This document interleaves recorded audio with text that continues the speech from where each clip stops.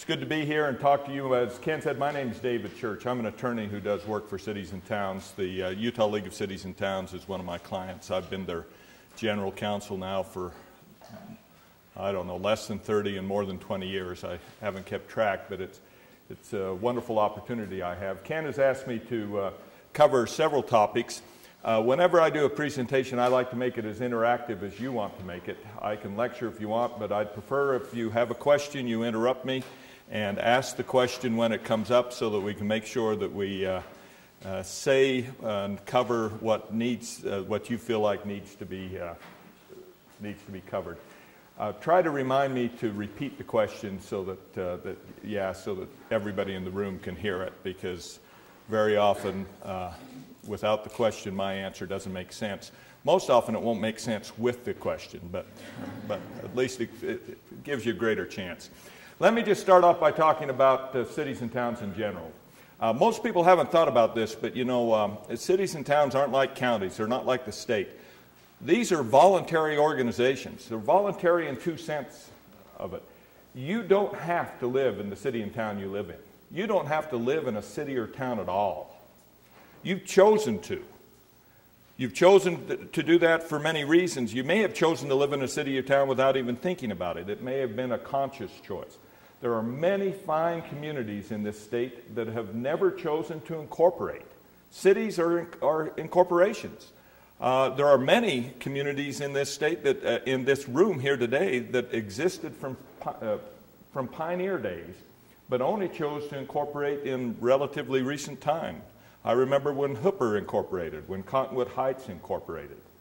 In Morgan County today, there is only one incorporated community in Morgan County. That's the city of Morgan. But when you go up there, you'll find the communities of Mountain Green, and Stoddard, Peterson, Enterprise, wonderful places. But for some reason, Morgan chose to incorporate and Enterprise did not. That's the other Enterprise. There is one in southern Utah. Why? Why do we do it? Why did you choose to incorporate? Why do you live in cities and towns? As I've thought about it over the years, I think there's really three reasons why we exist at all. The first and foremost is we're here to provide service. We're here to provide services to the group that is more economical, easier to provide as a group than it is as individuals. We bring clean water to the houses. We take the dirty water away. We build the streets. We clean the streets. We light the streets. We quiet barking dogs. We make garbage disappear from the curb. I live now in South Jordan.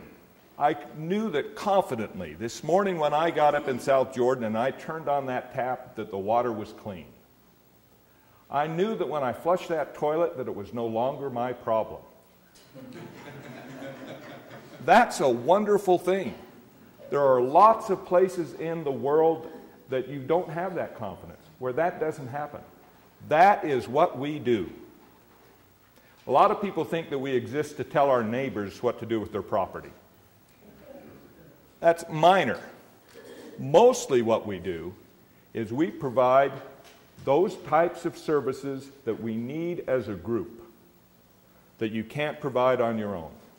The second reason we exist, that I think is as important as this provision of services, is that we build and we preserve a sense of community.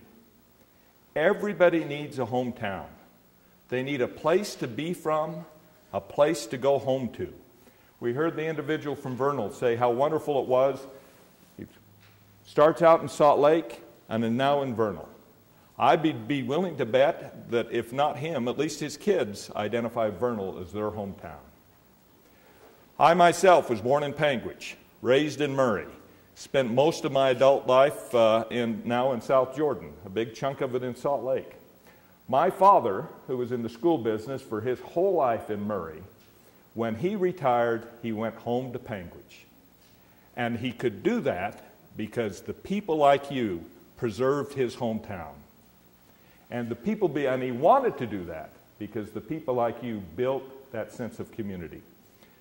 Years ago, I remember when South Jordan was a service area. Now it's a community. Now my kids call South Jordan home. One of these days, they'll want to go home to South Jordan because of what people like these gentlemen do to preserve and build that sense of community. That's the second most important thing I think we do. We serve and we build and preserve that sense of community. The third reason cities and towns exist, I think, is the least important, but in many in this room it is important. We exist to be in charge, to run things, to control things. Hooper was incorporated because they didn't want to be somebody else. Cottonwood Heights was incorporated because they didn't want to be somebody else. If somebody's going to zone us, we want to do it. If someone's going to write laws, we want to do it. I know that you could have named Bluffdale, not Riverton, and they'd have been just as happy. You could have named Harriman, not Riverton, and they'd have been just as happy. Harriman existed since pioneer days, but incorporated, what, 10, 15 years ago? They incorporated because they wanted to be Harriman and they wanted to be in charge. If someone was going to be in charge, it wants to be us. If someone's going to make rules, we want to do it. We don't want it to be the county. We don't want to become our neighbors. So those are the three reasons we're here. I think if you keep those three reasons in mind, and in my list, I think they're in the right order. First and foremost, most importantly, we're here to provide service. We make life better. Second, we build and preserve this sense of community. And third, it's about power, about government, about being in charge. Let me talk about how we do it. In Utah, the state constitution requires the state legislature to allow you to incorporate, and it requires them to create a body of laws for local government. Our legislature has done that. It's called the Utah Municipal Code. This code sets out your form, function, powers of local government. They can change those basic things whenever they want. Whenever the legislature meets, there's the potential that they're going to give you more power or take some power away. We like to say in the League of Cities and Towns business that Salt Lake City imagines and the legislature stops the imagination. But, you know, that seems like it is. And I was also going to say to the Salt Lake City people, it was thrilling for me to realize that anti-idling ordinance only referred to your cars. Because I've been idle for years and I was afraid I wasn't going to come back. So it's important what the legislature does. Currently, the Utah legislature provides that there are 3 basic forms of government available for you, and 1 kind of historic grandfathered form that you may be in. These 3 forms are not determined by the size of the community anymore.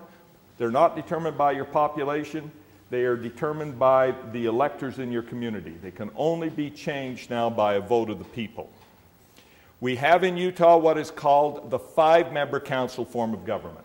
Some of you here are under that form.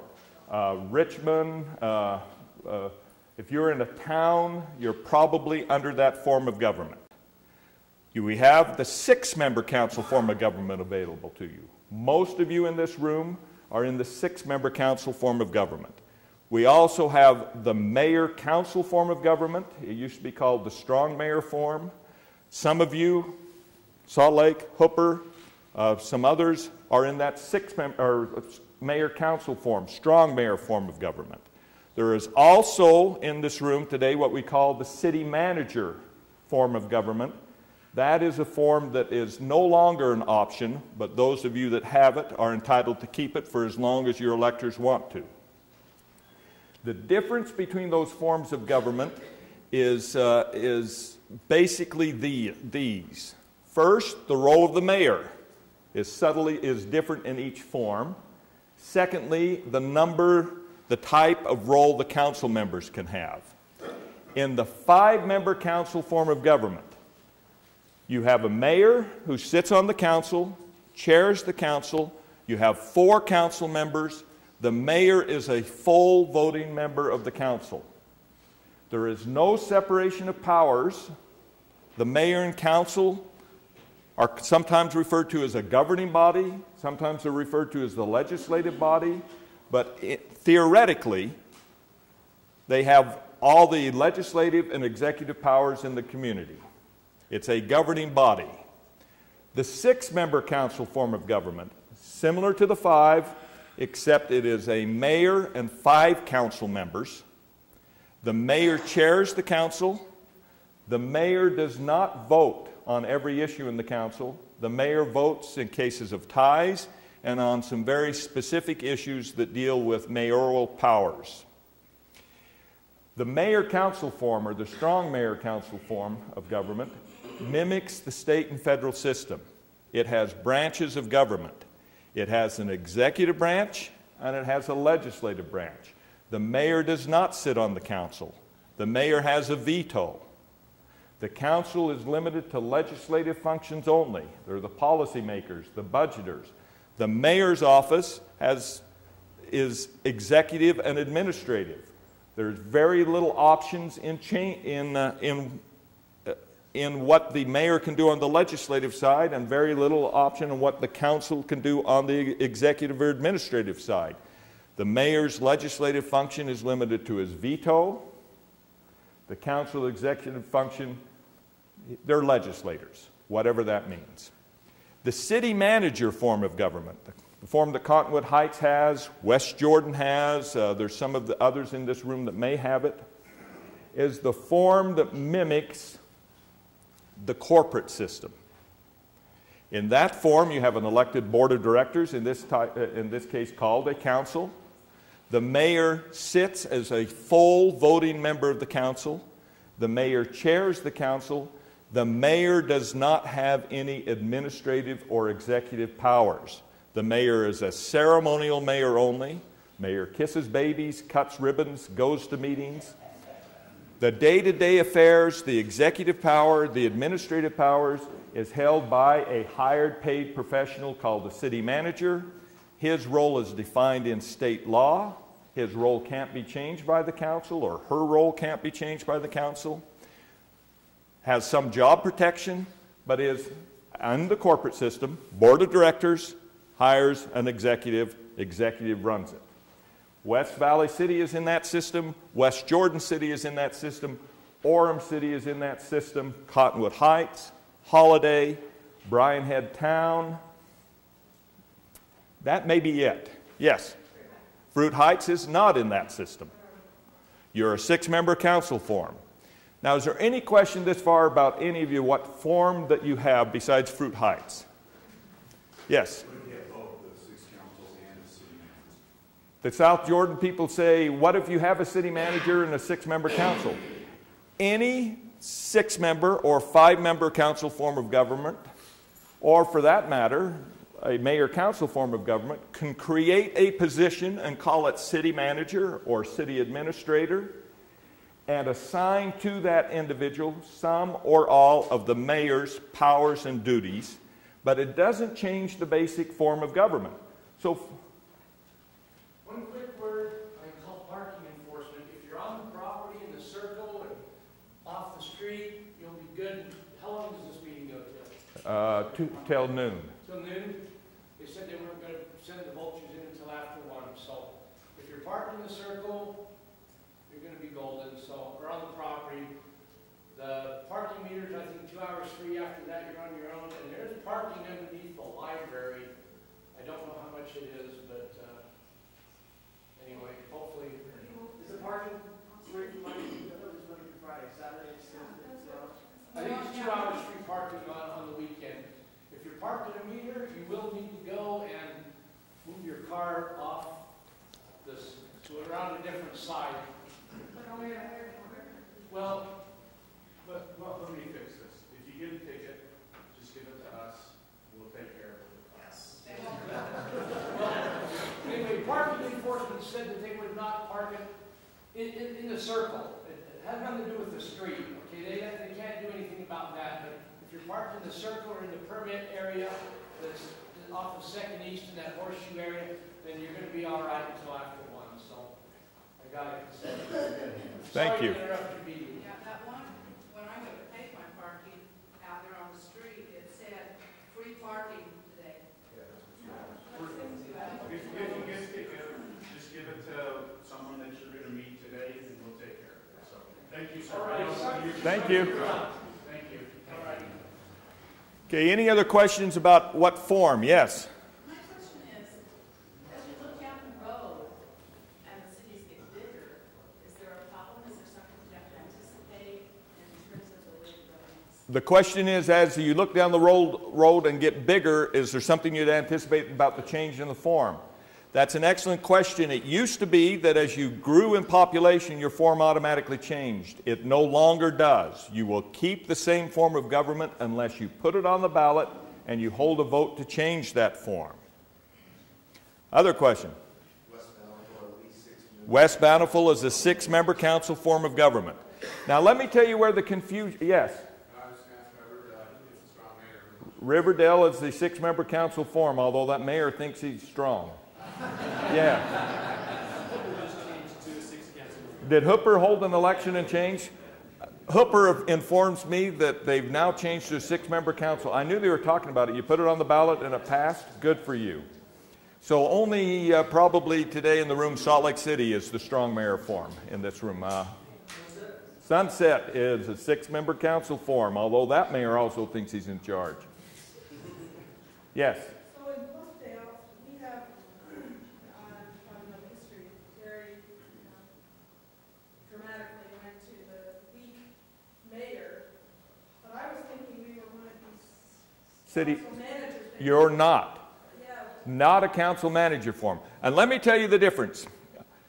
It's the role of the mayor, what the mayor does, and the power given to the manager. Now, where this confusion comes up is this, and this is a good room to talk about it because we have a good mix. The default provision in the 5- and 6-member council form of government. When I say default, let me just describe it like this. All of you now have bought computers and smartphones and pads and all that, and you know, you get it out of this box and you turn it on. And someone in Cupertino, California, or China, or Redmond, Washington, has set a bunch of defaults in there. You've got a screen that comes up, and you've got a font it defaults to, and you've got it's probably going to open to Explorer unless you change it to something else.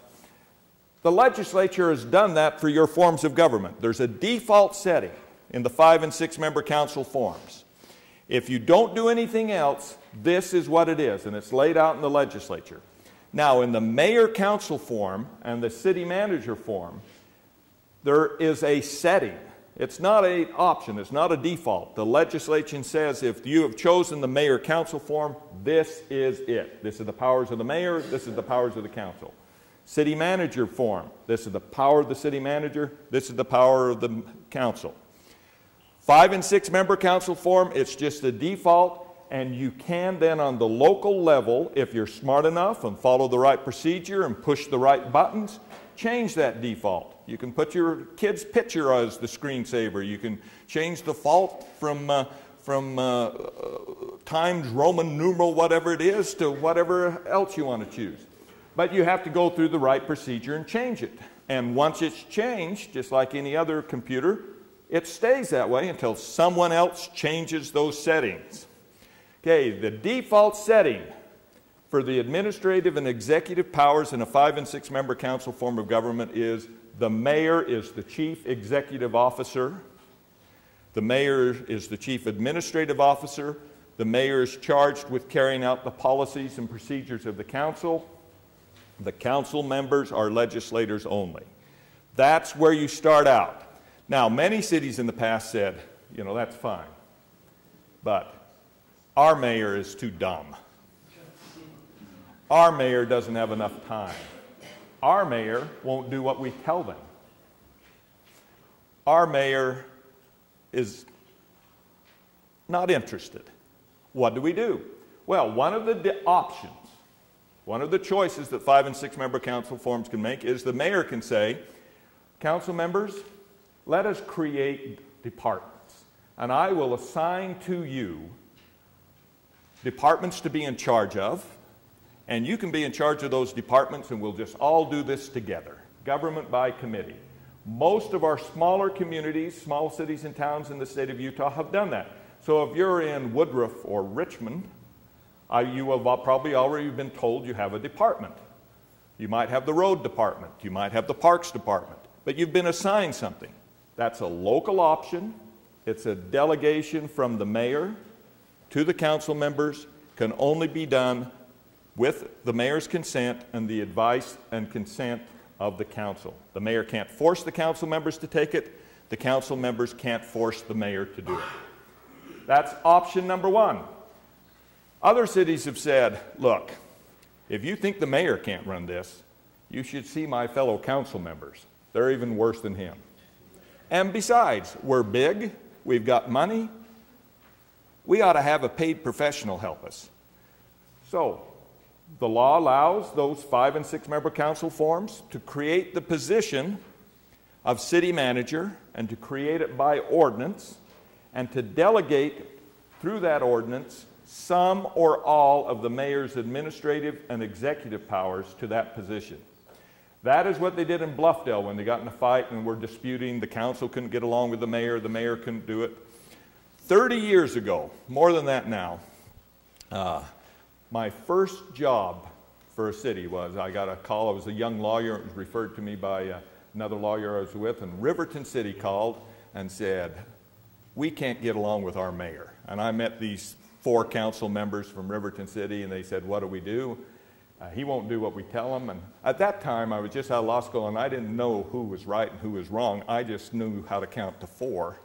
And there was 4 votes to do this. And so we passed the city manager ordinance, and we stripped that mayor of all his powers and duties, and we hired a city manager, put him in charge, and man, that mayor hated me.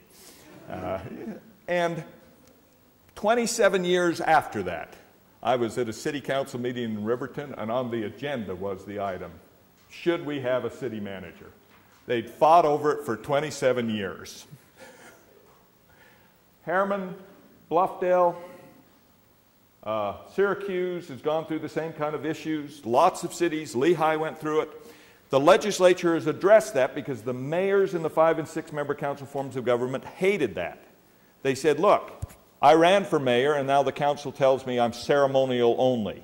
I look like the mayor of West Valley City, but I ran to be mayor of a 5- or 6-member council form of government. And so the legislature couldn't resolve the dispute, so compromised. They said that in the 5- and 6-member council forms of government, that if you want to pass an ordinance that takes power from the mayor and gives it to a city manager or gives it to themselves, the mayor has a vote on that ordinance. So the mayor gets the vote in the 6-member council form in cases of a tie and on an ordinance that either removes power from the mayor's office or gives power back to the mayor's office. And you cannot do it unless you have a unanimous council over the objection of the mayor, or you have the mayor's vote and a majority council.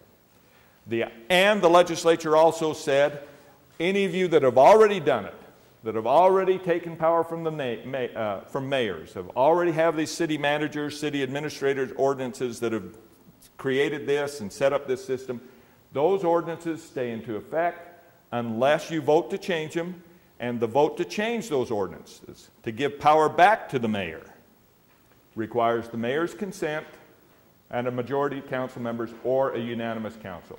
As one senator said, if the mayor doesn't have at least one friend on his council, the mayor gets what they deserve. So, in South Jordan, Syracuse, Bluffdale, Fruit Heights, those places, West Bountiful, sometime in your past you've created the position of city manager. You have an ordinance. It lays out that city manager's powers and duties. Those are powers that the mayor by default would have, but for that ordinance. Heber City, gone through this fight. If you want to amend that ordinance, the mayor gets a vote on it. If you want to repeal that ordinance, the mayor gets a vote on it. If you want to amend or repeal it, you need the mayor's consent or a unanimous council. It looks like a veto. Otherwise, there is no veto in the mayor's hands in those cases. Yes, sir? Dave, option one that you mentioned, is that typically a full-time council that is heading up the different departments? No, that's typically, the question was option one with the mayor assigns out to council members certain departments, and that's typically the very smallest communities where everybody's part-time and they don't have a big staff and they're all in it together. So East Carbon City, you have a department, don't you? What is it? Fire department. That's the best one. It's better than planning and zoning. Less meetings, more fun. And Richmond, what do you have? Planning and zoning. That's the worst one. Vernal, he's got 4 departments he's assigned to. Now, if you're in a community where you're assigned a department and you call me up and say, Dave, what can I do? I've been assigned a department. My answer is, I don't know. It's all up to your local ordinances, policies, customs, and traditions. Now, if you're in West Valley City, if you're in Salt Lake City and you're on a council, the law says you can't have a department. You are legislators only. You don't get to run things. You don't get to be in charge of the street department, the road department. If you're in South Jordan, Syracuse, Bluffdale, you have the potential. If you had a unanimous council, you could turn yourself into the equivalent of the old city commission system. You could divide it up and you could all have a department and you could run it like you were mini mayors in many kingdoms. Okay, any questions about the basic forms, functions of government? Yes, sir. Would there anything in the 6-member form, say for example South Jordan, as you were just referring to, preclude the mayor from assigning certain council members to just kind of interact with those particular departments for oversight, even if there is a city manager who feels there are particular problems going on? The question is there anything that would preclude a mayor in one of those 6-member council forms of government where they have a city manager from assigning the mayor certain administrative functions over, assigning council members individually administrative functions over departments? There's nothing in the law that would preclude you from doing that. There are some practical things about that that kind of keep it from happening. First is, if you've got a good city manager, they're going to really get their back up about that, because that kind of confuses the lines of authority for them. You know, what does the council member do? Does this employee answer to me, or does he answer to the council member? Do I answer to the council member individually, or do I answer to the whole council? So they fight it, the professional city managers. They think that's inefficient. If you wanted to do that, you'd take an ordinance or policy. It'd have to be adopted by the council. Since it affects the mayor's powers and duties, if you wanted to require or force it on the mayor, it'd take his consent or her consent and a majority or a unanimous council to do it.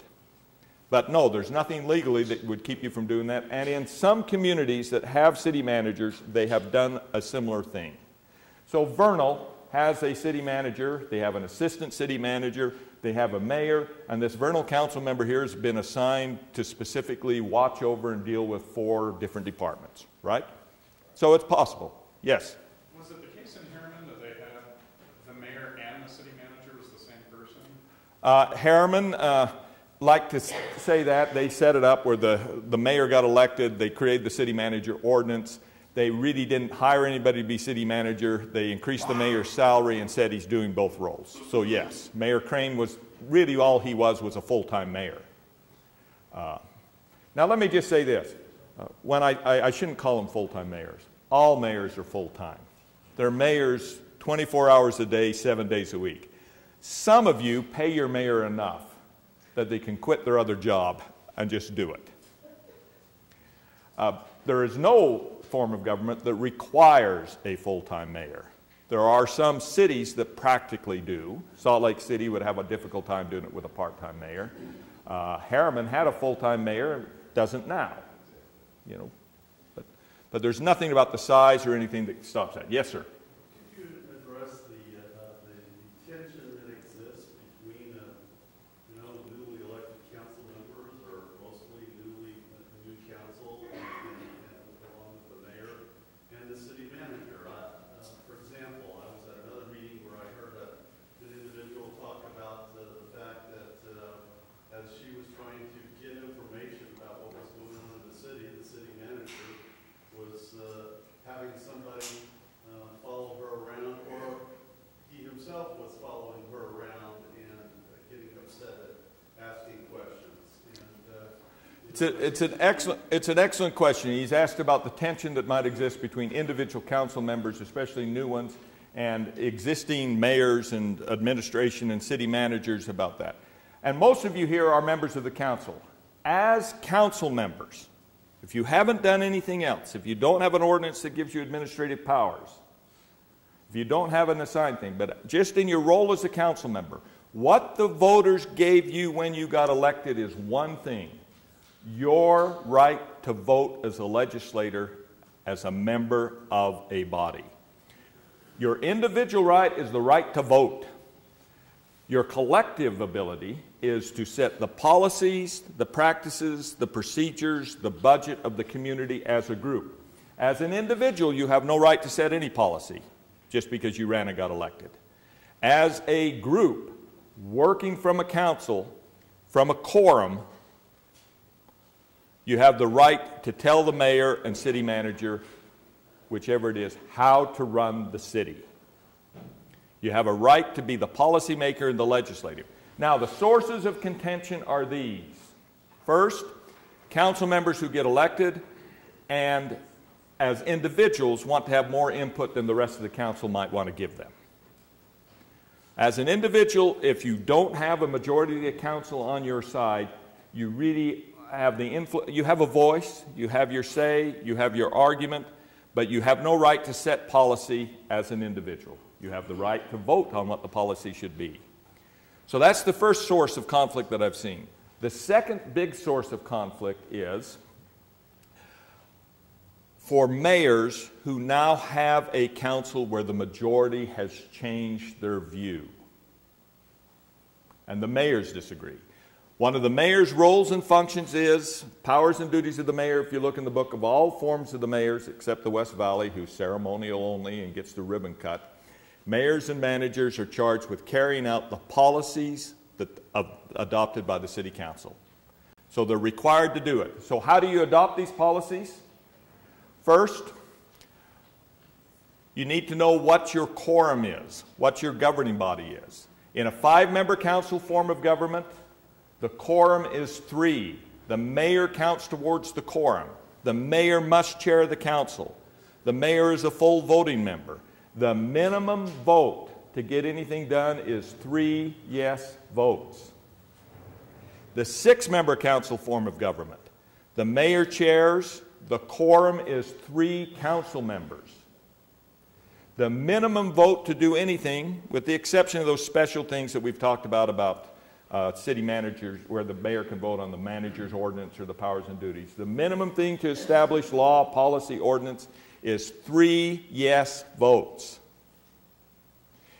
A quorum, if it's present, can set policy, can do it, but if only 3 voting members are present, 2 to 1 does not win. Now, in West Valley City, 7-member council still, quorum is 4, minimum vote is a majority 4. Salt Lake City, larger quorum, minimum vote. The minimum vote is the important concept. I tell the 5- and 6-member council people who are involved in these disputes, 3 yes votes wins everything. So no matter what the mayor and council are doing, if you've got you and 2 other council members on your side, you can establish a policy, a procedure, a practice that the mayor and manager must follow. So, in the absence of that policy, procedure, and practice, the mayor and manager are just going to do it. Yes? Okay, when you're talking about your policy, your direction, and you have 2 council members on your side, I assume before the day's over, you're going to address how much of this can be done outside of open meeting and where... Oh, yeah. Let me just say that council members, when you establish policies and procedures, we're going to talk about open meetings. You will do it from an open meeting, from a quorum. There's no way to instruct or tell the mayor how to do things in your 5- and 6-member council form or any other form by just calling each other on Tuesday and saying, there's 3 of us, we want you to assign the parks guy to mow that lawn more tightly next Wednesday. Yes? How about recruiting your 2 cohorts? We'll talk about that too. Recruiting your 2 cohorts to vote your way is a whole different thing. That's just politics. And if you do it right, you can do it. Yes? Yeah, you talked a little bit about authority that individual council members do not have. My question has to do with requests for information. What information that the city holds is restricted or not available to an individual council member who's making an appropriate request? Okay, the question is what information that the city holds is available to an individual council member who's making a request. And that's a good question. First, as a member of the public, you have the right to all public information. And most of the information cities have is public information. So then the question, secondly, is if generally public information, do I as a council member get it quicker, easier, cheaper than a regular member of the council? The tradition is yes. That they don't treat you like just the guy who walks off the street. That maybe you don't have to fill out a grandma request. Maybe they report to you as an individual. But the law doesn't necessarily say that you have, as a council member, more rights to quicker, better, cheaper access than the members of the public when it's a public document. But your own policies and procedures certainly could say that. Now, as to non-public information, as a council member, on non-public information, you will have a right to see some things depending on the purpose for which you have requested, to see things that are under the law protected or controlled or private if you have an appropriate reason and an appropriate purpose. But there's some risk in doing that because if you misuse that information, as we'll talk a little later in the ethics thing, you could be subjecting yourself to criminal violation. Now, you have the right as a council to call people in, to have the department heads show up, to have reports made to you as a group, however you want to have it. But as an individual, what the procedures are for if I walk in on Monday morning and say, recorder, clerk, I'm a council member, I want you to stop what you're doing right now and I need you to go get me this information. Now, if you do that kind of thing, that's placing that recorder clerk in a bad situation. And a good manager or a good mayor is going to protect that person from you. They're going to say, hey, please give us some time, work through me. They don't know what to do. It's unfair. But most small communities work out, then they can do it, yes. Actually, the person that he's referring to, Everybody in this room thinks they're the person that you think they're referring to. It's the same fight all the time. The same fight everywhere. You don't know how common this issue is. So, my concern is that, so I was civil engineer too, actually, and I get frustrated that I can't get the information that I need, okay? Like the specifics or the details or, you know, when it comes through the city manager, and I want to go back to the source, and that's where, So just have those members of the council adopt a policy on information and vote on it that says, this is our policy, that if a council member asks for information, we have the right to go directly to whoever we identify as the source, and the employees will give it to us without it being filtered through the city manager. Okay, and I suggest And if you don't have... back to the city manager, and of course, took quite a bit of offense, because he thought I was implying that he filters information. I know... I'm going to say, no, I don't really think you're doing that, I think you just don't understand. Yeah, I was going to say... You're not... I was going to say, knowing your city manager as well as I do, I can't understand why he would think when you said, I don't think that you're filtering it, I just don't think you understand as well as I do what I want. Why, I mean, I can, it's a source of conflict. I've kind of just... But let me just say, you might be, if it's just you that wants this, then... Well, maybe it's only me that wants it because I'm the only one who gets it. Exactly. I'm sorry, but like maybe the other council members don't understand the issue and can pinpoint like, oh, we are missing that information. Well, I understand your question. The question is, but the answer is this. And let me just say this. If you've got 3 votes, you win this fight. The way you handle it is you get it on the council agenda. You vote on some formal thing to change the policy about how information is given to individual council members. and you structure it out, and then the manager will have to do it. Without that, the manager is going to do what he thinks until you fire him. He's going to do what he thinks he should do as a manager. And let me just say that all managers eventually get fired. And that's why I say that. They know that. It's like being the coach of a basketball team. You know, there's only two kinds of managers, those that have been fired and those that are going to be fired. Some have lasted 25, 30 years, but in the end, they're going to go.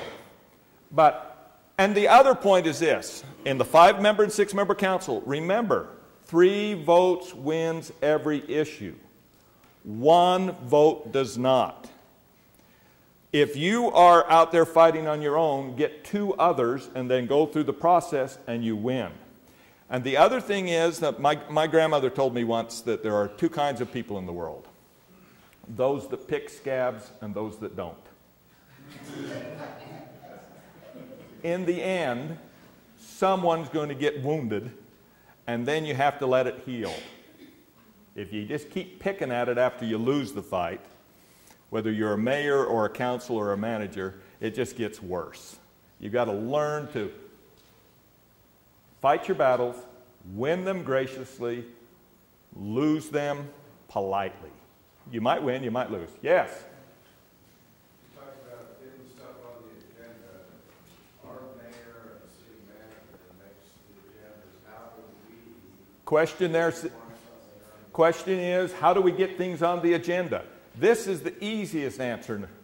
The law requires that all of you, for your planning commission and city council, to have adopted rules of procedure for the conduct of your meeting.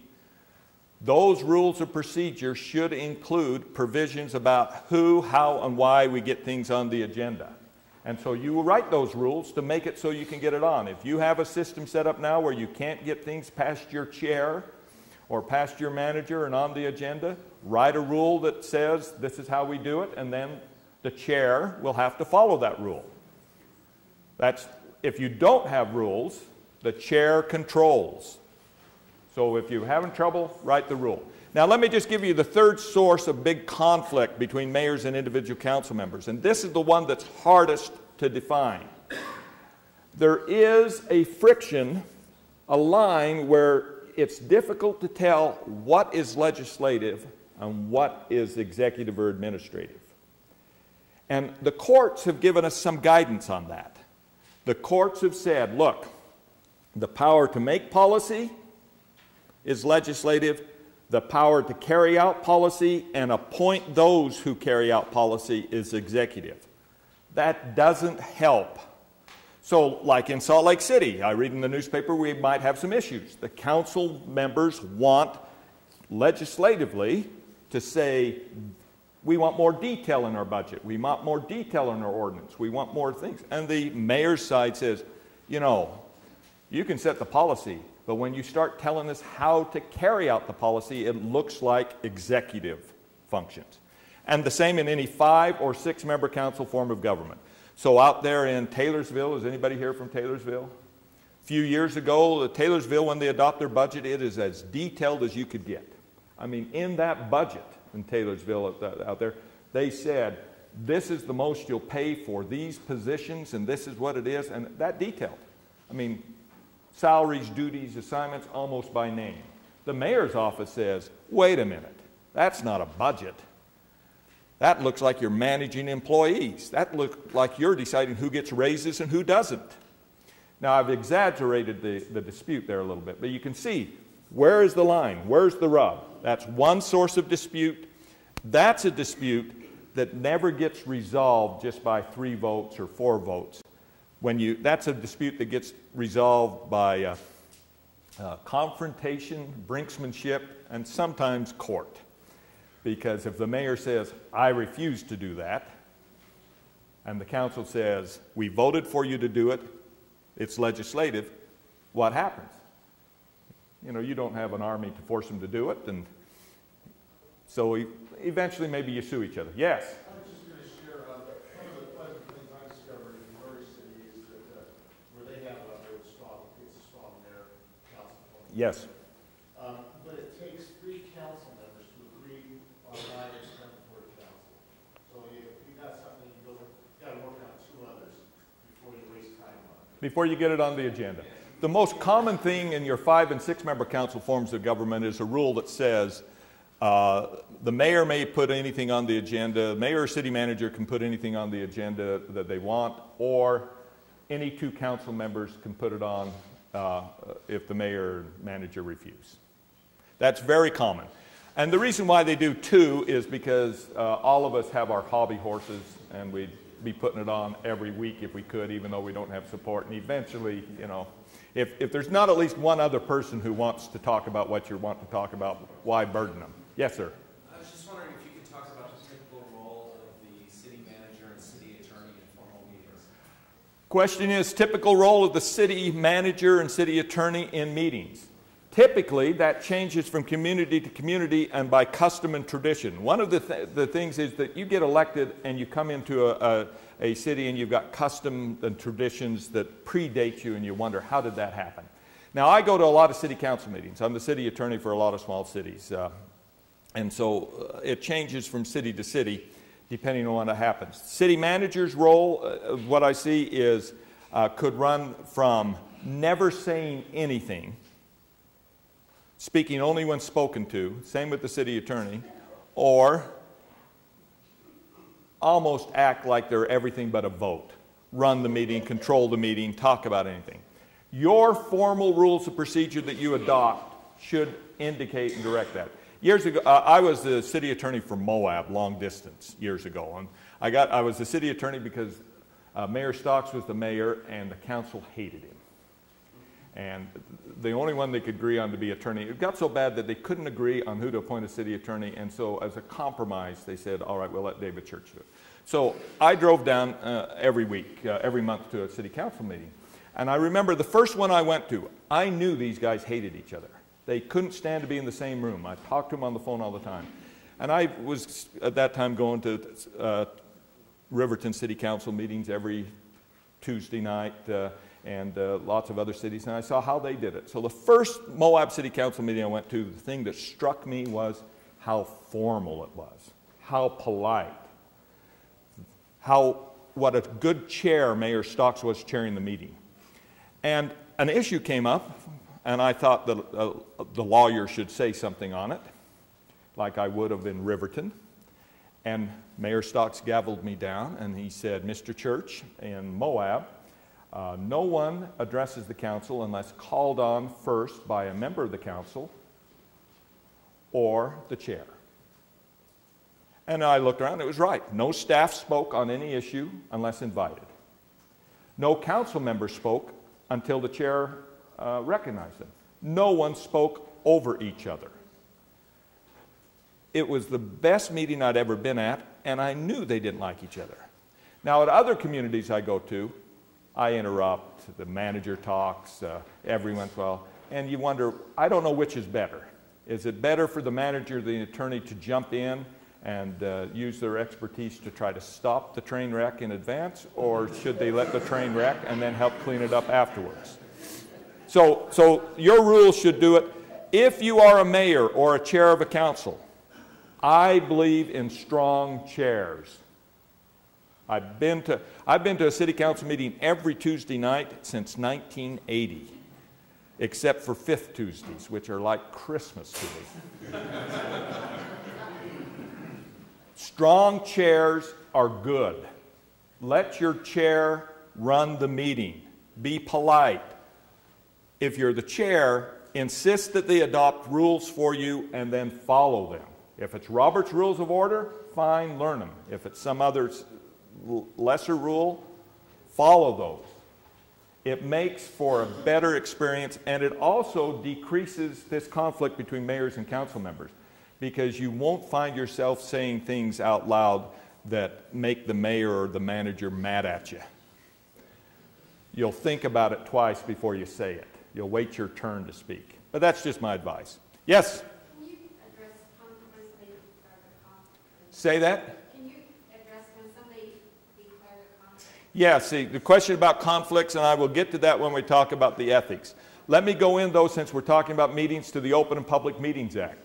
This is important. The Open and Public Meetings Act is the policy of the state of Utah. We believe in transparency. The GRAMA Act, the Government Records Access and Management Act, is important. We believe in letting people have information. We do not believe in hiding our mistakes or covering up our errors or obfuscating the facts so that we can get our way. All right, starting with that, what does the Open Public Meetings Act requires?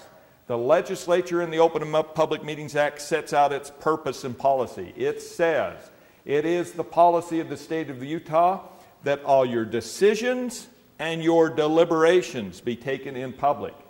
The difficult part of that is not the decisions, it's the deliberations. What does that mean? As I say, 30 years ago when I first started going to Riverton City Council meetings, there was a cafe in town called La Fonda's right there on Redwood Road. Show up at that city council meeting, and I knew that those council members had held a pre-meeting at La Fonda's. Everybody knew that. And the reason why you knew it is the tougher the issue, the less the discussion.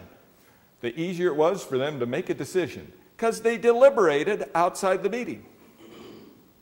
It's wrong.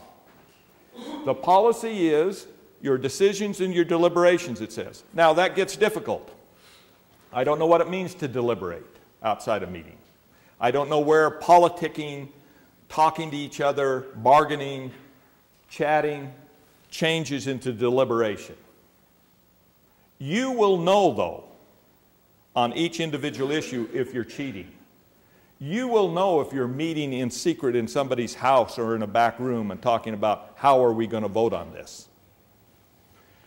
First thing you need to know on the Open Public Meetings Act is what is a meeting. Meeting is defined as when a public body gets together with a quorum to do the public's business. Public body is defined as any officially created committee group of more than 2 that's created by ordinance, whatever. Yes? What is meet? The exceptions are social occasions. That's convened, as they say in the thing, is defined in its exceptions. You're not convening if it's purely a social occasion or a chance meeting. What about conference calls, emails? Conference calls, emails. We'll talk about that. That's a different kind of thing. I will tell you that conference calls are convening. Email is not, but we'll talk about that. All right. So we know what a meeting is. If you are in a meeting, it has to be an open and public meeting. It's easy to comply with the Open and Public Meetings Act. It's not a burden. You first have to give notice of the meeting. Notice consists of notice of your annual meeting schedule. All of you are required to meet at least once a month. You adopt an annual meeting schedule. You publish that. You post it. So that, for example, I represent Alpine now. Everybody in Alpine knows that on the 2nd and 4th Tuesdays of the month, there's a city council meeting. It's known. It was put out. It's a notice. Starts at 7 o'clock. It's at the City Hall. Now, for each meeting, you then must do a separate notice that includes an agenda. The agenda has to describe with some specificity what you intend to discuss and decide on at that meeting. If an item is not on the agenda, you may not take final action on it. The agenda must be posted at the place of the meeting 24 hours in advance, must be posted on the state public notice website, which is free and easy to do, and must be sent to a local news media outlet, at least one. But you should send it to all of those that request them, not just pick your favorite one. Okay, so now you have a, yes, Ken. Does the yearly posting only apply to policy meetings? On the other Tuesdays, we've been having. If you set a regular meeting, it applies to your regular meetings. There is no difference from a work meeting, policy meeting, no matter what you name it. It is a public meeting. If it's regularly held, it needs to give your annual notice. Yes? Two questions. This policy, I'm assuming, governs all governing bodies in the state, including local county and city? Yes. And so I guess based on that definition, if I had 2 other members of my city council, would this be considered something that would require public notice? This? Yeah, training the city if you were here to do your business and you were going to meet and deliberate. But by the way, the Utah League of Cities and Towns is a public body. You know, you're here at somebody else's public meeting right now. Yes? Budget retreat things are public meetings. Unless it's purely social. Yes? Does this apply, I'm assuming, to all the commissions, like, I know the planning commission, but like the recreation? The question is, who does it apply to? Your committees and commissions it applies to if they've been officially created by some ordinance, policy, or resolution, are supported by public funds, and have some authority to do something. Yes? If you find it's been abused, who's the governing body? If you find it's abused, if you recognize that the governing body is not adhering to some local law? your own? No. Somebody else is cheating. Yes.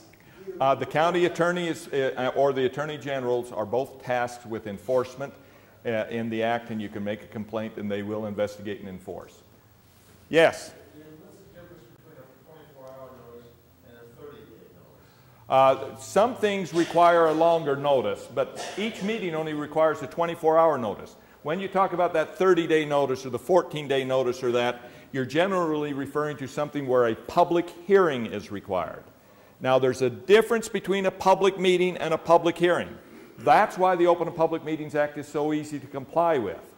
You give the notice, you have the agenda, then all you need to do is meet in a room like this and have the doors open. There is no requirement in the law, in the Open and Public Meetings Act, that the public be allowed to participate, to speak, to interrupt. In fact, there are things in the Act that says that if they disrupt, they can be removed and charged. The law says you have to allow them to come to your meeting and watch you work. Now, there are some things that will require a public hearing. When a public hearing is required or allowed by you, then that purpose is for the public to speak. Most of you will have a provision in your Open and Public Meetings Act where even where there isn't a public hearing, your agenda might have a thing for public comment. The old agendas back in the old days used to say petitions and remonstrances. I love that. I want them to put it back on, but nobody knew what to do when they stood up at the mic. They didn't know how to remonstrate. But usually now it says like public comment or public forum or something. And that's perfectly all right. It's not required by law. It's required by practice and custom and tradition. Now, the Open and Public Meetings Act requires you to keep minutes. The Act requires you to record the meetings. The minutes have to have some minimum information in them. Has to have the substance of the comments made by council members, and if you invite the public to speak, the substance of what it says. The minutes have to have the actual vote when you vote on matters, by name of who voted. Not enough to have in the minutes, everybody said aye. It should say, or passed 3-2. The minutes should describe who voted for and against. The minutes have to be made available within a reasonable time after the meeting. And your draft minutes. The minute the draft minutes are handed out to other council members to review, they're also available to the public as draft minutes. The recording must be made available to the public within 3 business days following the meeting.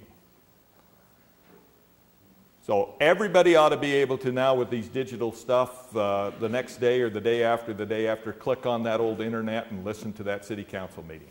Yes? So if someone comes in the office and asks for the minutes, would that require a groundwater request? No, well, you could, but why? Minutes are public, ordinances are public. Let me just say on the grandma stuff, we're not friendly enough. If it's a public document and it's not hard to give them to them and they just want to look at them and not copy it, make it easy. Now, obviously, if they want a copy, then you're going to have to charge them for the copy or that if you want. But if they just want to read the minutes or read an ordinance, make it easier. I mean, we're driving people nuts trying to, with that. Yes? What obligation for accommodation is there with either public meeting or a public hearing? For example, this chamber, I'm sure, is a large enough for everybody who occasionally wants to attend. Okay, the question is what obligation to have a big enough room? No legal obligation. There's practical things. When you've got a public hearing, obviously, and you know it's big enough, you want to anticipate and move your meeting, and you can do that. But there's no legal obligation to do it. But practically, if you don't, you're going to get chased out of town at the next election, so why not? Yes? So there's a provision in the Open Meetings Act that specifically talks about emails, and says that none of that is exactly. There is now in the Open Meetings Act, to answer the question, that was put in last legislative session by somebody, I don't know who, that says electronic transmissions, electronic communication as that's defined, is not meeting. So that doesn't include telephone calls, but if you text each other, email each other, otherwise communicate through that electronic means, you are not meeting. You are not convening. There is not a quorum. The exception is you cannot do that during the meeting. Oh, you laugh, but that's common anymore. The question was, what's your advice? Because it seems like that could be prone to some abuse in terms of deliberating through the question is, what's my advice on that? I didn't like that change particularly. I think it helps us as elected officials, and that clarifies that we're not violating. But if you are using that as a way to cheat, don't. I can see where it's convening. You see, I've never thought that just sending out an email to everybody on the council, just a mass email, was ever a meeting. But I understand from the younger people there are now ways where you're all on at once and you're basically having the equivalent of a telephone call. That seems to me to be like meeting and cheating. You will know if you're cheating.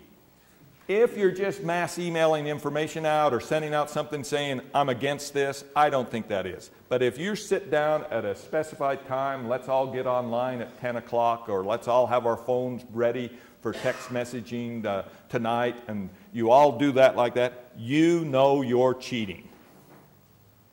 To me, that's like saying this is a social occasion, planning the party, and then standing around doing the business. Yes? You touch on that again, so during during the meeting, you may not communicate with each other on text or email or that. And if you've been doing that, quit. It's rude. It drives people nuts. And let me just compare these things. Many of you go up to watch the legislature work. When you go up to watch the legislature, you see those guys down there on the floor. And you've got the gallery.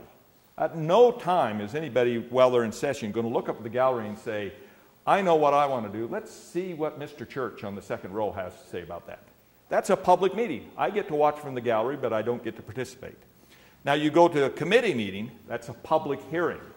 There's going to be a time when some people are going to get to speak on that, and they might ask the public. But not everybody. Nor do they worry about how big the room is or about the amount of time. And when the public hearing's over, it doesn't matter if you were waiting your turn and didn't get there. They have held their public hearing. They're done. So you can control the time, the length. My advice is let everybody speak, give them a reasonable time, and don't do it like the legislature. The other thing you see at the legislature now, I hear from the lobbyists like Lincoln, is very common that down on the floor, lobbyists and others are texting their members right on the floor what to do, mass text everybody. Your Open and Public Meetings Act says you don't do that during the meeting. I've been at meetings where there have been landowners, lobbyists, developers, people who care, are sitting down there texting their friend on the council while the meeting's going on. You're going to get caught on that. I mean, besides, it's rude to be looking at your screen during the meeting. Okay, some parts of your open meetings can be closed. Yes? Real fast forward on the subject of emails. I've always thought it was a good idea because you never know when an email can become public because somebody could forward it or whatever. Oh, yeah. I've always thought it was a good idea when I do send emails to council members or the mayor or whatever, just to copy the city manager on it. Sure. The question is, I always thought that it was a good idea to copy the city manager with the emails. Let me just say there's a likelihood that if you get in litigation on something that your emails, no matter how private, will be found out. There is a chance also if they're using a city-supplied computer or a city-supplied email address that your emails are public information, not private, and will be subject to being requested in grandma. And I will promise you that there's one thing I have learned. The internet is written in ink. You put it down on that email, it's there somewhere. I mean, the other thing I've learned the hard way is it's so much easier to be rude in type than it is over the phone. And I'm rude on the phone. But man, it's easy to just type something that you wish you hadn't said. Our city attorney said that if you CC'd him, then it became private because it was client. Attorney-client privilege. If in fact you're on a matter that your attorney's advising you on and you're copying the attorney, it's potentially attorney-client privilege. But let me just say that if that email is shared with anybody but the attorneys and the clients, then the privilege is lost. So you can have, let's say the city is representing you in a matter and all of you are the clients, that's fine. But you share that with your husband or your next door neighbor who's not a client, then you lose the privilege. So, okay, let me talk about closing portions of your meetings. All of your meetings start as open meetings. Some portions of your meetings can be closed for appropriate reasons. Those reasons are laid out specifically in the law. Those specific things are meant to be limitations and not descriptions.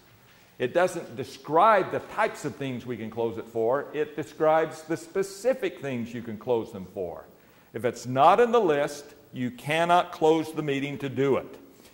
Now, I want you, in your book, there is the Open and Public Meetings Act. There's a section on meetings. We list those. I'm not going to read the list. I'm going to describe to you the 4 main ones or 5 main ones that you'll be faced with. First, you may close part of your meeting to talk about a person. Not to talk about personnel issues. To talk about Bobby Joe or somebody specific. To talk about their character, their competency, their criminal background, their mental health, to talk about a person. It's logical, it's common sense. You talk about personal things, about an individual, you get to close the meeting if you want to. You can close the meeting to talk about strategy on pending or imminently threatened litigation. You're meeting with your lawyer, you're talking about should we settle, makes sense. That doesn't mean you get to close a meeting every time a tough issue comes up and somebody says, if you do this, I'll sue you. You at least have to know the name of the lawyer that he's going to use and receive some paper with the notice of claim, if not the actual lawsuit. You can close a meeting to talk about strategy on the buying or selling of public property, where it's necessary to close it so that you can discuss the appraisals and how to get the best price or how to pay the least amount of money. You don't get to close the meeting to talk about the policy underlying, should we sell or not sell. That's going to have to be done in a public meeting at some time. Should we buy or not buy? But the price discussion, the thing, what's the most we should offer? What's the least we should offer? That's possible. You can close a meeting to talk about the strategy that you're going to have if you collectively bargain with your employees. I don't think anybody in this room actually collectively bargains except Salt Lake City. And I don't think the council is involved in that much at all. You can close the meeting to talk about the deployment of security devices. And you can close the meeting to talk about ongoing criminal investigations. That's about it for you. You can't close it to talk about economic development or who should we give the bid to unless you're talking about a specific individual. Yes? Do we need to name which one of these reasons we're closing? Yes. When you close a meeting, your minutes of your open meeting must clearly identify the purpose for which you're closing it. You need a roll call vote. You need a 2/3 majority to close it. You don't have to close it for anything. You can close it for these things. Any questions about that? Your closed meeting will be, with a couple of limited exceptions, will be recorded. Yes? Any strategy on litigation you can close the meeting to talk about. Yes? You said that you must use a roll call. To close the meeting, yes. Yeah. Yeah. Yeah. At what point is that recording made available? Of the closed meeting? The closed meeting, if it's recorded, is a protected document. It is not made available unless a council votes to unprotect it or 75 years in the future when it may no longer, well, automatically comes off, or some other time when the purpose for which you closed it is no longer necessary. Yes? For one of the sessions where it's discussed an individual and it's not being paid, do you have to, in the sworn affidavit, indicate the name of the individual to be discussed? No. He's asked the question is, there are some exceptions to recording the meeting. They are two. These are exceptions to recording the closed meeting. If you're talking about an individual, the legislature recognized that you're very unlikely to be honest and forthright if there's a tape recording in front of you, because everybody eventually hears that tape, no matter how much you try to do it. So, and on the deployment of security devices, in that case, your chair signs an affidavit that says, I swear the only thing we talked about in this closed meeting is the deployment of security devices, honest to goodness, and that's sufficient. You can record those if you want. My experience as a lawyer representing cities is every time we've had a tape on a personnel issue and talked about it, somebody has listened to the tape and whispered and talked about it and said, oh, on the tape. And then when you get the litigation, they do end up getting those tapes, at least the judge listens to them. So it does make sense to avoid those when you're talking about a person. Yes, sir? Going back to the agenda and putting that on the agenda, you had indicated earlier that you could not amend the agenda at the beginning of the meeting. You may not amend it. The question is agenda and that. The agenda is firm for these purposes. If it's not on the agenda 24 hours before the meeting, you may not take final action on the matter. You can discuss anything that comes up at the meeting that the chair allows you to discuss, but you may not take final action on the matter. You cannot amend the agenda at the start of the meeting to add something. That doesn't give adequate public notice. Now, if you violate the Open and Public Meetings Act, if you do something, pass something that's not on the agenda or something like that, that does not mean that what you did was void. It means that it is voidable, subject to being voided. That's important. If somebody challenges it, if it's a bond, it takes a 30-day challenge. If it's not a bond, I think it's 90 days. If no one challenges it within the time, then it's too late. So if you got elected and you say, hey, I know 2 years ago they passed this ordinance and it wasn't properly on the agenda, it may be too late to challenge that. Probably appropriately passed and that, because no one challenged it within the time. Yes? Two quick clarifications. One, you can add an agenda item, but you cannot take action item? No. It's a bad practice to add an agenda item. The agenda is the agenda, but sometimes matters come up during the meeting. The law is clear that if the chair allows it, you can discuss those matters, but you may not take any final action on any matter not on the agenda. Now, in smaller communities, that's more likely to happen, because in those smaller communities where they actually administer things, you show up and a council member, they may not have seen each other for 2 or 3 days. You know, they've been, and they show up and they say, come to the part and it says council member reports, for example. You see that very often where they have administrative things, and a council member will say, hey, we got a real problem with dogs. We got to get rid of those pit bulls. And someone might say, ooh, good idea, I move, we adopt an ordinance getting rid of pit bulls. You can't do that. Now, it's not on the agenda, pit bulls. You could certainly discuss the idea. Should we do an ordinance? Somebody says, oh yeah, why don't you bring an ordinance back 2 weeks from now or whenever dealing with pit bulls, and we'll do it. Now, policies, you people that want to get your mayors and managers under controls, you do that by adopting policy and laws. Laws are adopted by ordinances. Policies, procedures, administrative things can be done by resolution. All ordinances and resolutions must be in writing in front of you at the time of the vote.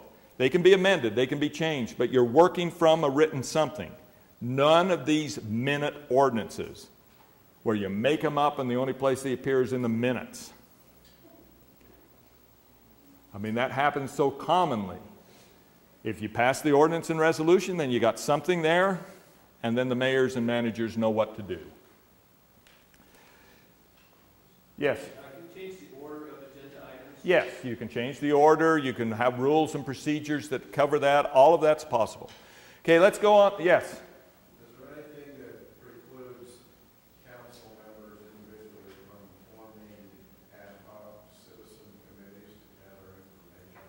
There's nothing that keeps you as an individual council member from doing anything that you could have done as an individual citizen. Now, it'd be better if you were authorized to do it, but if you want to form the Green Party and hold meetings and say, by the way, I'm a council member, but I've got the Green Party, and hold neighborhood meetings and do that, nothing wrong with that. You didn't give up any of your rights by getting elected. You gained the right to vote as a member of the council. So if you want to hold neighborhood meetings, you want to do things, fine. Now, whether or not the rest of the council will do what comes out of those meetings is a different thing. Yes? I assume most cities have various advisory boards, some Yes. created by code, some is created by policy. Does the Open and Public Meeting Act apply to those the same way as It applies to them if they are officially created by ordinance or resolution and supported by public money. If they're just ad hoc one time, mayor says, why don't three of you get together, it may not apply. Let me get on to the ethics before I lose all of you because I've gone on so long. Ethics is really important. You are now subject to the Municipal Officers and Employees Ethics Act. This does two things. This act creates crimes that you can now commit that you couldn't have committed before taking the office. And it creates a system for the disclosure of conflicts of interest. What the act does not do, in spite of its name, is set out a system of ethics. It doesn't set out a moral code for you to follow. It sets out crimes, creates criminal conduct, and a procedure for conflicts of interest. The crimes are these. You may not tell secrets. If you obtain private, protected, controlled information as part of your job as a member of the City Council and you inappropriately share that for your benefit or for the benefit of somebody else, one of your friends, you may have committed a crime. You may not sell your vote, interestingly enough. Seems so unfair. You may not take bribes. You may not use your position to line your own pocket. Now, this is all written out in legalese, but basically it comes down to this. You're not supposed to be using your position to obtain special privileges for yourself or others. Now, you're going to be paid something for your thing, maybe. That's not a special privilege for yourself or others. But if, for example, someone comes to you and says, you know, I'm interested in developing the South 40. It's going to be a nice subdivision. Might have to rezone it, might have a few other things. I'm just interested. What do you think, you know, as a council member, my chances? Should we do it? And you say, wonderful idea. I think it should be done. And by the way, save the lot on the corner for me. That's a crime. If you're in this meeting, say, properly called closed special meeting, talking to you, show up there and they say, oh, today we're talking about so-and-so, department head. He's got a problem. It's a sad thing, you know. His wife's ill. He's going to have to take some time off. And you innocently go out of that meeting and you talk to your wife or your husband and you say, isn't it sad about so-and-so being so sick? You know, if they haven't already disclosed that on their own Facebook page or Twitter and that, it's not up for you to tell that. You learned about that in a closed meeting. It was closed for a purpose. You may have committed a crime. You certainly have committed a crime if you're in the meeting and you find out that the city's willing to go to $200,000 per acre, but there's only going to offer 100, and you think, man, that's unfair. Somebody ought to tell that guy he could get more money. I'm going to go whisper in his ear that to hold out. You may think it's unfair that he doesn't know the most, but you're a council member. It's a crime. Okay, very easy. The difficult part is the law specifically says that you may not accept, take, receive a gift of substantial value, which is defined as that's given to you to intend to influence you in your public duties. You may not allow yourself to be lobbied in the same manner the legislature allows itself to be lobbied. They have written a law that's tougher for you than it is for them. The exceptions, they are non-pecuniary gifts worth less than $50, public awards, and campaign contributions. Yes? You just indicated that you may not allow yourself to be liable. Let's say... When I said that, I meant with presents and toys and things like that. Okay. Well, let's say that somebody is making an appeal on a land decision before the board, and the engineer involved called me up and is in my district and attacked it. Wanted me to come meet with him personally. Wanted me to come see it, see the information, lay it out. And you're sitting on the board as an member of the appeal? No. Okay. Well, yes, I guess you would say, because I'm on the city council. And I said no because I felt uncomfortable doing that. But where is the line there? Well, let me just say, if you're if you're sitting as a member of a body that's going to hear an appeal, it would always be inappropriate for you to do that. And I'll talk about that in a minute. If you're just sitting as a politician and they want to talk to you and give you information, then the line is, if they're going to buy you a meal, it's got to be worth less than $50. If they want to fly you out to Arizona to see the golf course that they plan to build, you better not take that. That's worth more than $50. Yes? What about, a municipality that hosts the Olympics, and you're an elected official and you get tickets to the opening ceremony? It's clearly worth $150. If they've given it to you because of your position, and if it's a special privilege that the others doesn't give, and it's giving it to you for some reason to influence you in your public duties, you shouldn't take it. And that's why it's tough. Let me just tell you, I got a call, I tell this story because it's true. I got a call years ago from a city manager, and I think this is a good description of how it works. And he called up and he said, Dave, I've got a problem. The local banker wants to take me to a Jazz game. And I said, that's not a problem. He must be a good friend, want to do that? And he says, no, I don't know him from Adam. He wants to take me to the Jazz game because we have our money in Wells Fargo, and he wants to talk about how good Zions is. And I'm the one that makes that decision. I said, now that's a problem. Doing it because of your position, and he wants to influence you in your duties.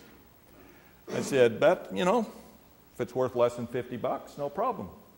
And he said, oh, these are good seats. These are front row seats. This is right by, I can see Jerry Sloan spit. I can talk to Orrin Hatch. I'm right there by the President of the Senate, who I'm sure paid for his. And I said, yeah, you're the city manager. They're doing it because you're the city manager. They want to influence you in making your decision. Who are they playing? He says, oh, it's the Clippers. I said, hell, that's not worth $50. Go ahead. But that's the issue. If someone's handing you things, they don't realize, for example, that they can't because they're used to doing it. And $50 isn't very much anymore. It used to seem like a lot. I mean, if someone calls you up, a land developer or somebody, and said, I want to take you to dinner and I want to talk to you about why we shouldn't do this, it may end up costing more than $50, and technically you're violating the Open and Public Meetings Act. But the specific question isn't taking you to dinner, wanting you to come in advance to show and lay out everything, just coming to a meeting. That's a different issue. Now let me talk about that issue, and I missed it before. As city council members, many of you in this room will have three roles. You will be legislators, purely political kind of thing. You may function at times as permit givers, administrators. That's a different thing. And you may function in what is a quasi-judicial matter. You may hear appeals and things. Your role in each of those functions is distinctly different and has to be handled differently. First, when you're acting in a legislative capacity, you can be politic. You can be, if they want to call you out, if you want to meet with people, if what should the law be? That's a political kind of thing. People call you up, you discuss it, I want to do it, no problem. When you're acting as a permit giver, I'm going to be coming in front of you and need my subdivision approved. In the smaller cities and towns, that's very common. They see every subdivision. In the very smallest ones, they see every building permit, every conditional use permit.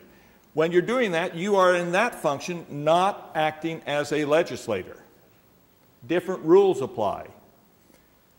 It may or may not, in that case, be appropriate for you to have contact, this ex-parte contact outside the process. My advice generally in that is no. You don't allow yourself to be lobbied outside the meeting when you're a permit giver, when they want to lobby you as to why they get the permit or don't get the permit. The third thing, the quasi-judicial. You might sit in some cities as an appeals panel for employee issues or an appeals panel on zoning things. It wouldn't happen in Salt Lake. It wouldn't happen in the larger Cottonwood Heights perhaps or some of those. But in the smaller cities, the medium-sized cities, very often you might hear appeals on things. You might act as the employee's appeal, the final thing on some land use things. When you're acting in a quasi-judicial capacity, you are judging.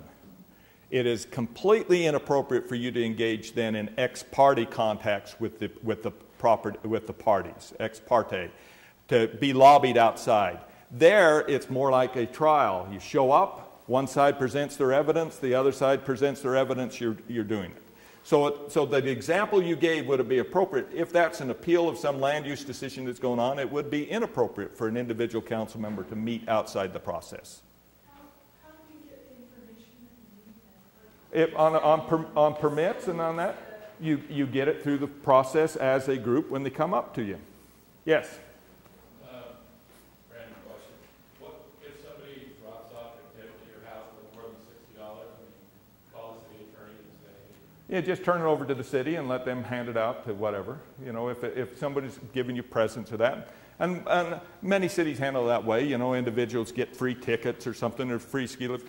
Years ago, I want to say years ago, my uncle was on the State Road Commission for years. And he used to tell me that the rule was if you couldn't eat it or drink it in 24 hours, you couldn't take it. That's not our rule. That's a different rule. So a lot of us are in smaller cities, and it's common that the people that we know that we're on the city council, and they'll have something that they want to appeal or something that they want to have approved. And they'll just talk to us, hey, look at this thing over on my property. Yeah. Right here. You need to be careful when you're, and that's the downside. Let me say, those of you in the smaller cities hold very tightly this ability to give permits to approve things. You know, for whatever reason, you don't trust planning commissions or staff or planners to say yes or no. So it's very common that you hold that, and where you are the ultimate person that says yes or no to a land use permit or a conditional use permit. And as I say, even building permits in the very smallest cities. When you're acting, and Meg will talk about this when on the planning and zoning stuff, when you're acting in that capacity, you're not acting with discretion. Your job is to apply the ordinance to the application, and if it meets the application, you say yes. And if it doesn't meet the ordinance, you say, this doesn't meet the ordinance in these ways. These are the changes you need to make to do what you want. When you're acting in a legislative capacity, you have complete discretion. You can pass the law or whatever you want.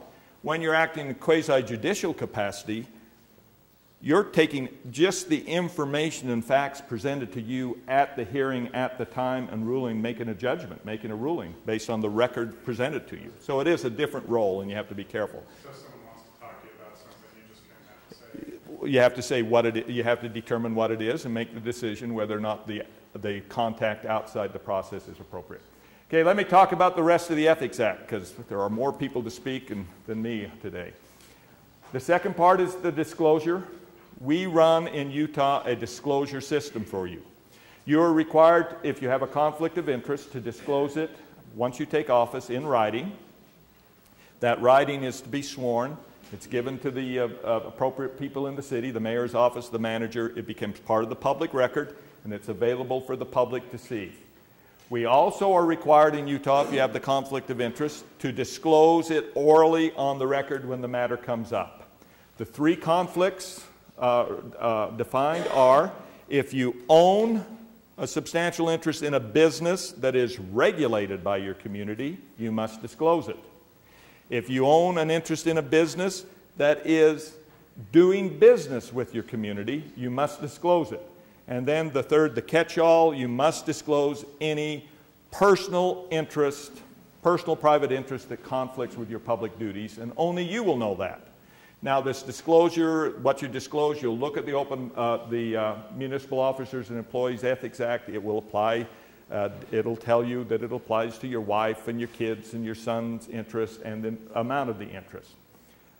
Once you disclose, you have met the requirements of the law. As I say, the Ethics Act is a disclosure of conflicts act. It is really doesn't set out a code of ethics.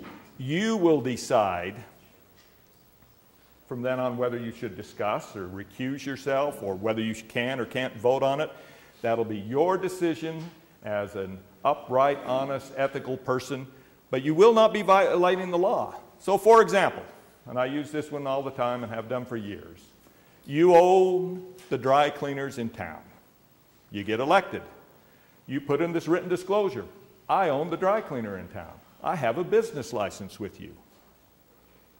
I have a contract with you where I clean your fire department uniforms. I do business with you. And then say 6 months, a year later, you look on the agenda and it says, increase the business licenses fees for dry cleaners. You show up at the meeting and you say, when they get to that item, I want to remind everybody I have a conflict of interest. I own this dry cleaner. This is my business license fee that you're increasing. I'm going to vote against this. Now, you have now met the requirements of the law.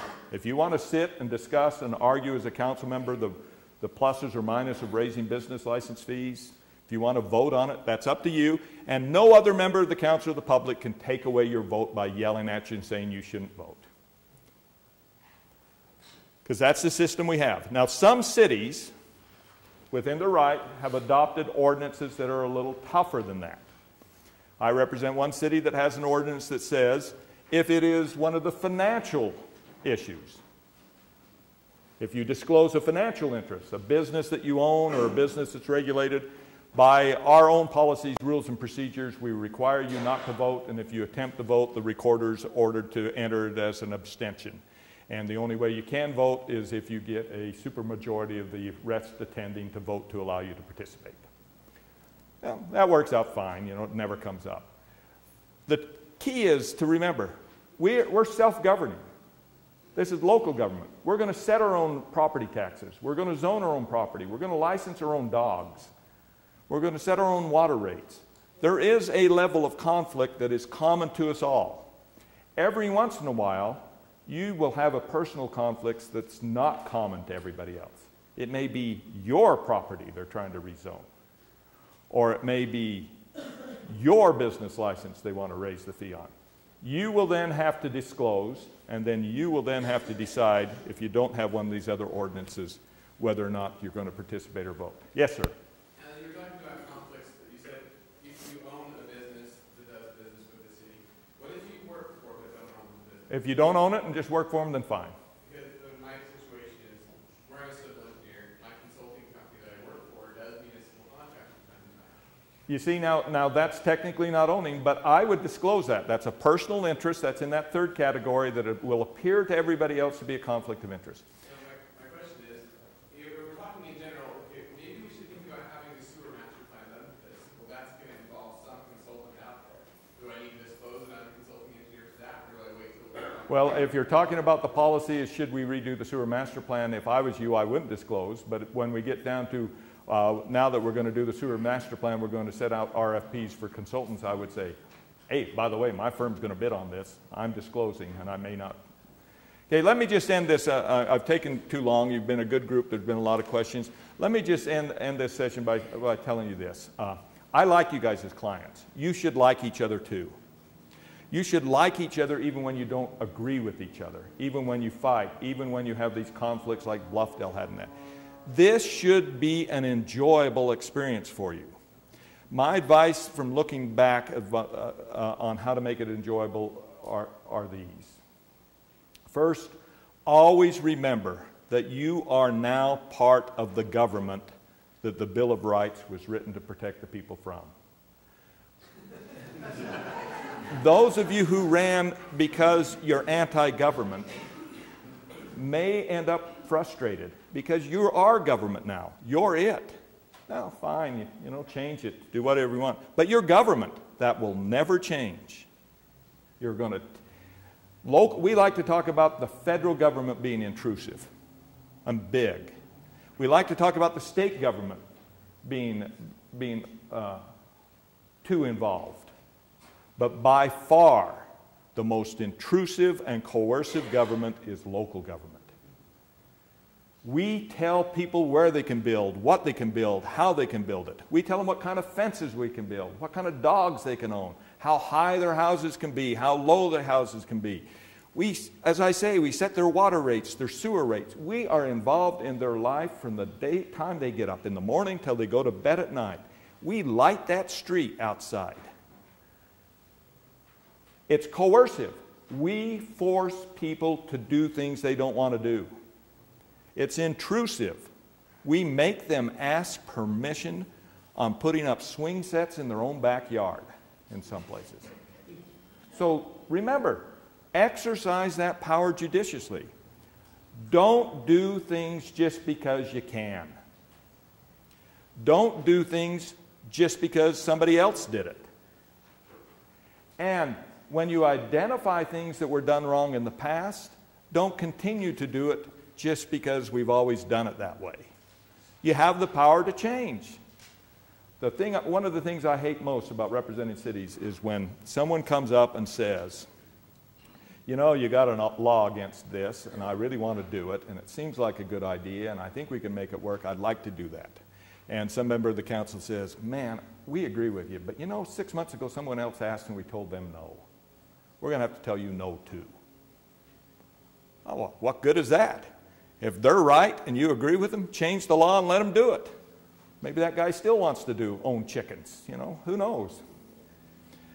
And then last, but let me just say, you have the power to make it enjoyable. You can avoid the conflicts. You can resolve the conflicts. Do your own job first. Know what your role is and do it. Take the attitude that you're going to win graciously, you're going to lose sometimes graciously. And lastly, but not least, remember that our purpose is first to serve, second to build communities, it's third to be in charge. Thank you very much for your attention. Hope you enjoy the rest of the day. Sorry for going too long.